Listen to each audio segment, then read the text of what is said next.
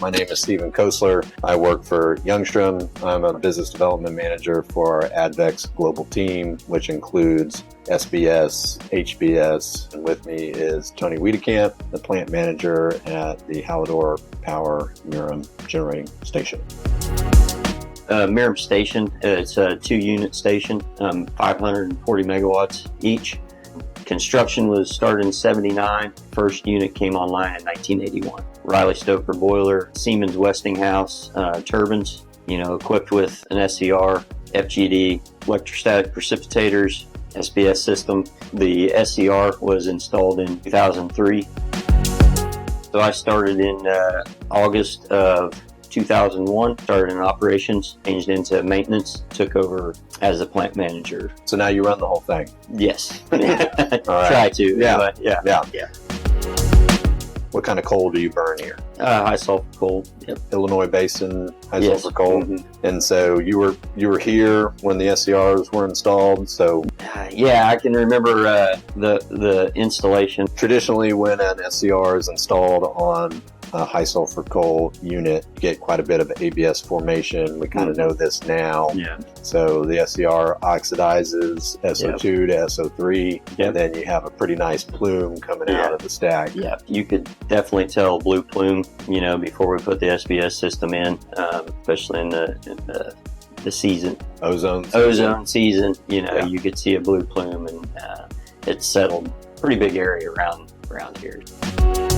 Tell me when you installed the SBS system, where the injection location is. And we installed the SBS system in 2012, 2013. The lances go in prior to the SCR. 20 lances on each unit. Been in service for obviously 10 plus years, and minimal issues with the overall system. So we've touched a little bit on acid gas issues prior to SBS common in the industry, particularly high sulfur fuel, and then you have your SCRs on top of that, generating more SO3. So you guys struggled a bit with air heater fouling, corrosion, buildup on the air heaters. This kind of forced you guys to raise your gas outlet temperature pretty hot, and that was a pretty common control philosophy for high sulfur units and high SO3 unit in order to reduce or mitigate fouling of the air heaters. Yeah, so with the SBS system, the fouling is a lot less on the air heaters, which you have to blow them a lot less on outage times. Doesn't take as much, and with being able to lower your gas out temperatures helps, a lot also. We've quantified that with you guys, and going from 350 degrees down to 250 degrees was about a 2% heat rate improvement on these units.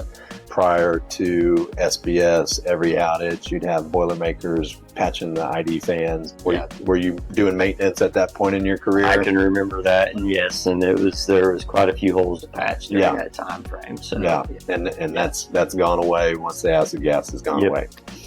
Pretty significant financial improvement for the system. Yeah.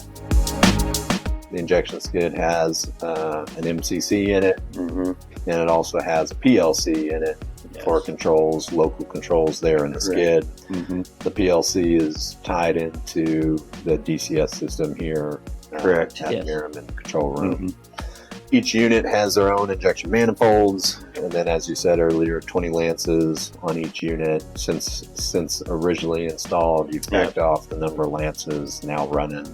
Yeah, we typically run 16, and that's mainly just because of the ductwork configuration. How's your plume looked ever since installing SBS? We drove in, it was a nice clear day. Yeah, zero plume since SBS has been installed. We don't see it at all. Does the SBS reagent have any impact on your ability to capture the fly ash or ESP performance, or even the ability to market and sell the fly ash? Does not impact the fly ash, and we do sell fly ash. Same with gypsum.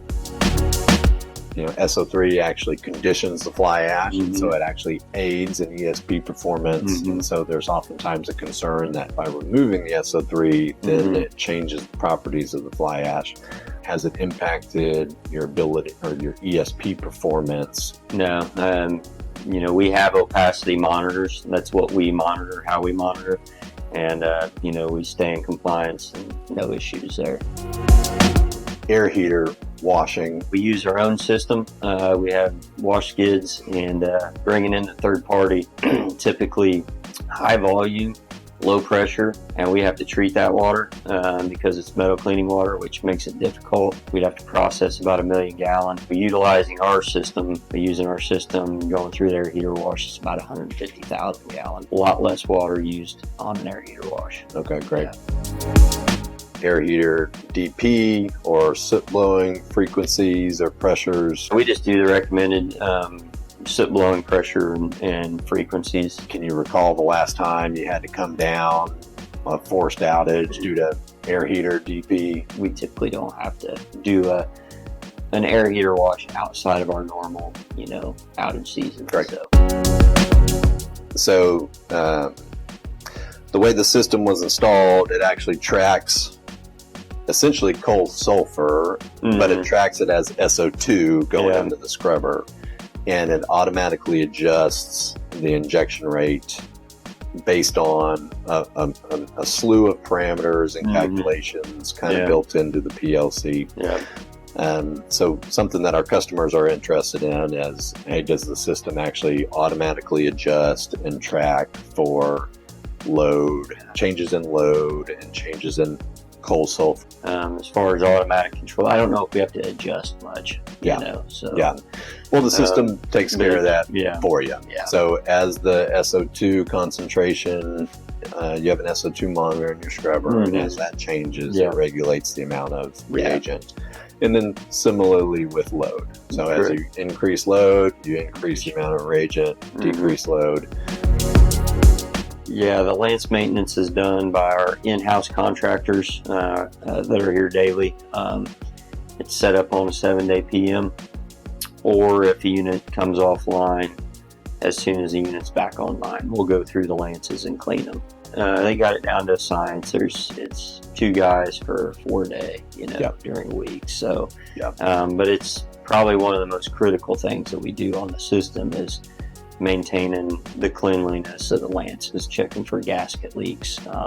By pulling the lance, you can look at the shroud and see how they look, make sure there's no holes in the shroud. So, and then also, when they're reinstalling the lances, they'll be able to tell if there's any buildup around. Once we see flow deteriorating, we'll run a small dose of cleaning agent through it. The other thing we do as far as maintenance, anytime we are offline, we'll open the doors and just look inside the ductwork. Just the routine maintenance, you're probably looking at, for 2 guys, you're, doing that piece of work. It's, maybe $80,000, in labor cost, minimal, material cost on that. Yeah, the system really doesn't need a whole lot. Yearly maintenance is pretty minimal on the system. Yeah, one of those things I forget about, honestly. Until, that's not a bad thing. That's not a bad thing. Yeah.